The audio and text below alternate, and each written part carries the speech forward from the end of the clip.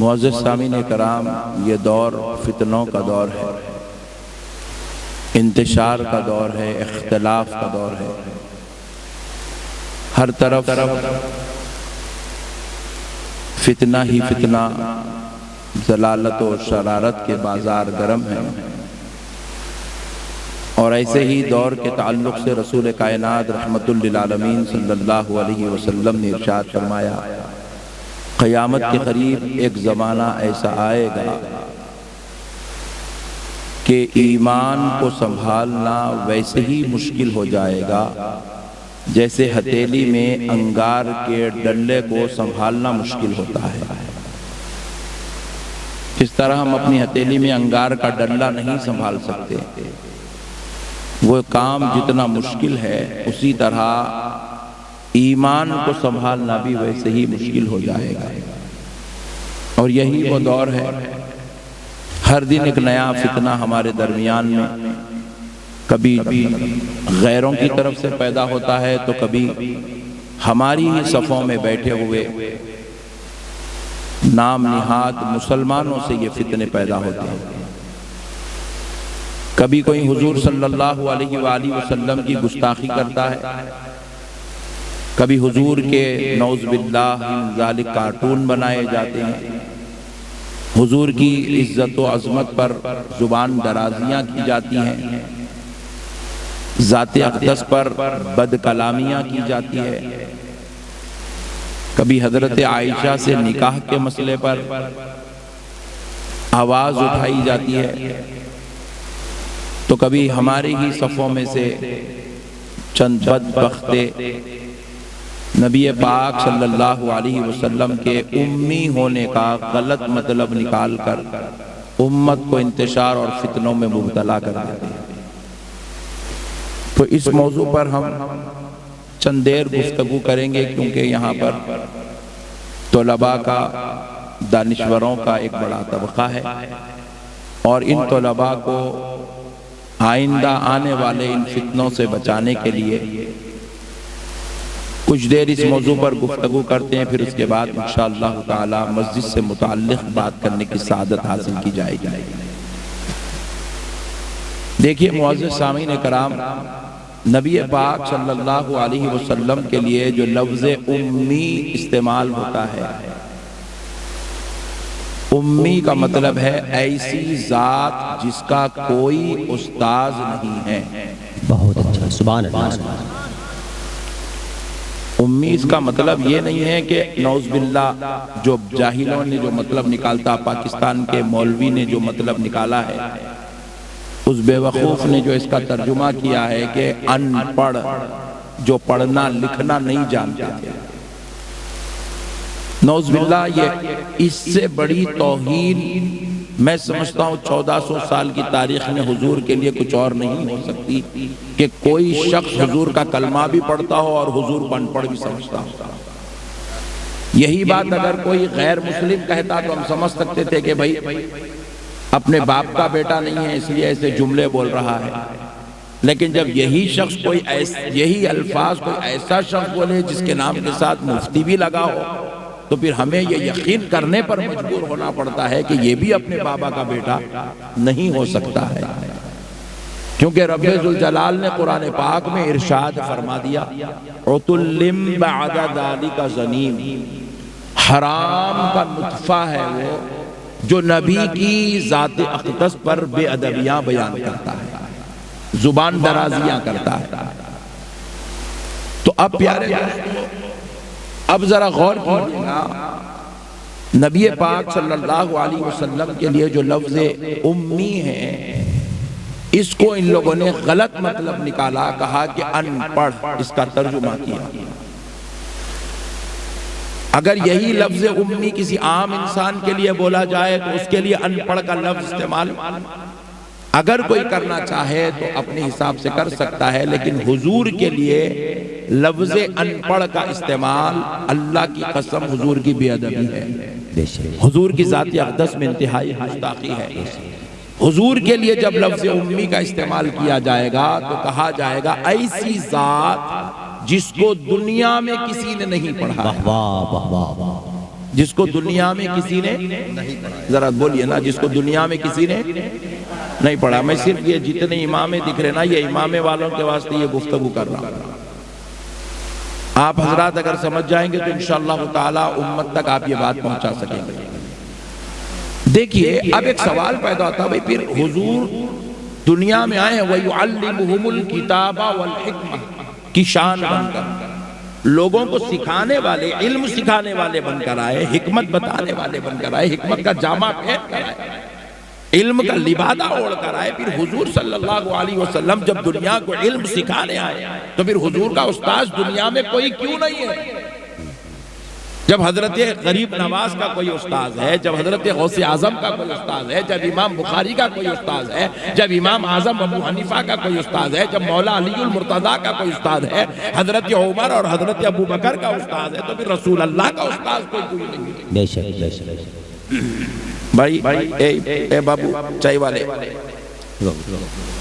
رکھ دیجئے، دکان بند کر دیجئے. تو اب آپ مسئلے کو سمجھے گا. دیکھو پھر پلا رکھ دے بیٹا، رکھ دے. اب مسئلے کو سمجھے گا.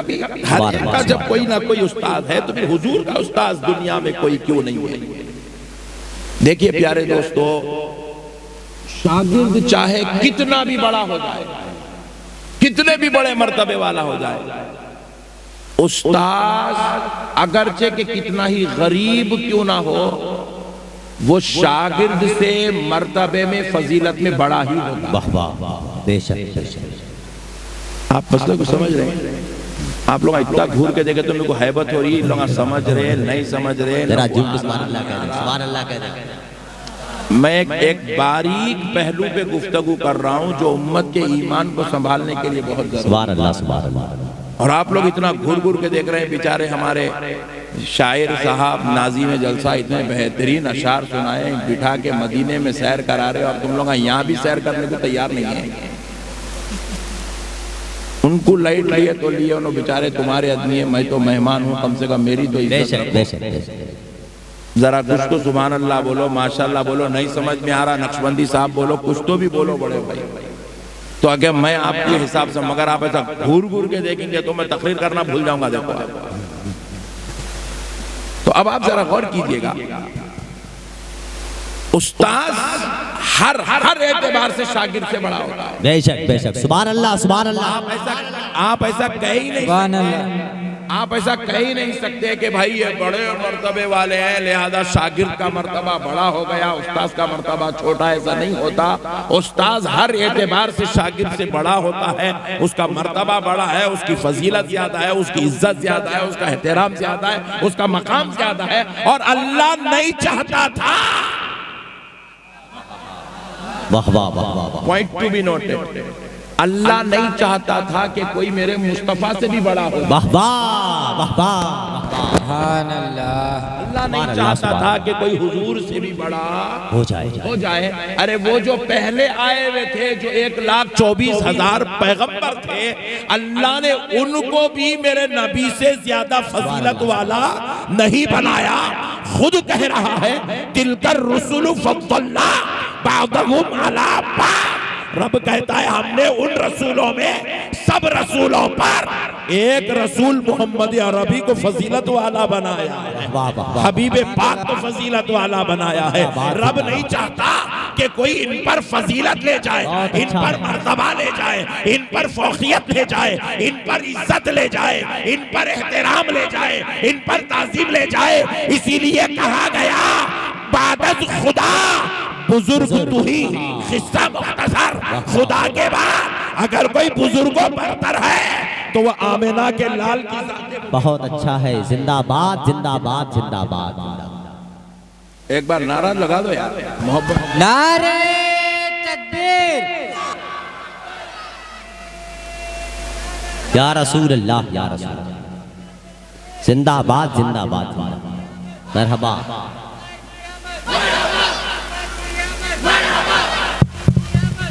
مرحبا مرحبا. سبحان اللہ سبحان اللہ. میرے پیارے دوستو، اللہ نہیں چاہتا تھا کہ حضور پر کوئی فوقیت لے جائے.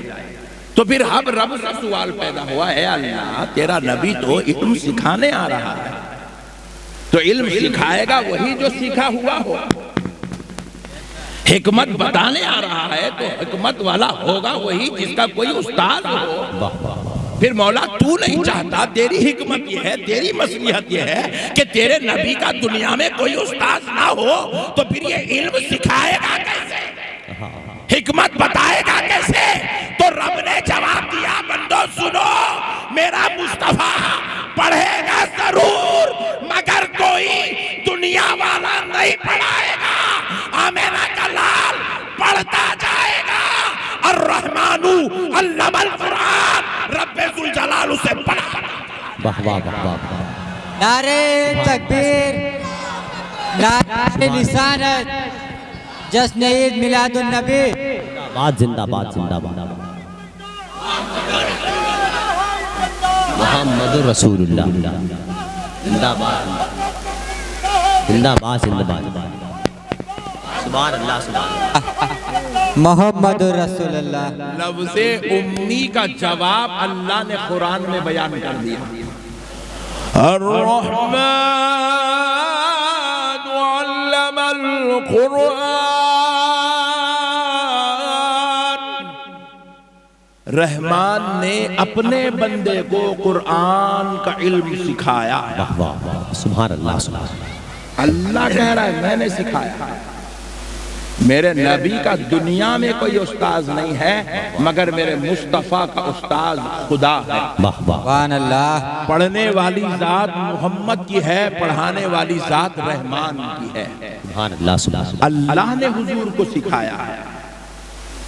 دیکھو میرے بھائی، دنیا کا اصول ہے، اگر کوئی آدمی مثال کے طور پر، مثال دے رہا ہوں، مثال دینے پہ کوئی ٹینشن نہیں ہوتی، چیف منسٹر ہے، وہ دنیا میں اگر کوئی اچھے ڈیسیشن لیتے ہیں، بہترین کام کرتے ہیں، جب دوسرے دن ان کی نیوز میں، اخبار میں تصویریں چھپتی ہے، واہ واہ ہوتی ہے، تو پھر ان کا ایک استاذ اعظم گڑھ میں بیٹھا ہوا ہوگا تو چبوترے پہ بیٹھ کے کالر چڑھا کے بولے گا انہیں جو جو ڈیسیشن لے رہا وہ میں سکھایا تو ہوں بولتا. انہیں پوری ریاست پہ کام کر کے اتنا فضیلت والا نہیں ہوتا، انہیں چبوترے پہ بیٹھ کے جتنا فضیلت والا ہوتا. واہ واہ واہ واہ واہ واہ. کیا بات. اب آمنہ کا لال مکے کی دھرتی پہ کھڑے ہو کر انگلی کے اشارے سے چاند کے 2 ٹکڑے کر دیتے ہیں، تو حبیب پاک علیہ السلام کا جب یہ معجزہ دنیا والوں پہ ظاہر ہوا ہوگا تو پھر اس وقت اگر کوئی استاذ موجود ہوتا تو وہ مکے کے کسی نکڑ پہ بیٹھ کے کہتا تھا ارے میں نے ہی محمد کو صبح میں یہ وظیفہ سکھایا. اللہ نہیں چاہتا تھا کہ کوئی میرے محبوب کی اس طرح بے ادبی ہو، میرے محبوب کی کوئی ایسی توہین ہو، کوئی یہ کہے کہ یہ جو ڈوبے ہوئے سورج کو انہوں نے جو پلٹایا ہے یہ پلٹانے کا وظیفہ میں نے بتایا ہے. کوئی یہ نہ کہے کہ میرے نبی کی عزت و عظمت میں کمی نہ کر سکے، اس لیے رب نے کہا میرے مصطفیٰ کوئی دنیا والا تجھے نہیں پڑھائے گا، حبیب تو پڑھتا جائے گا، تیرا خدا تجھے پڑھاتا جائے گا. واہ واہ.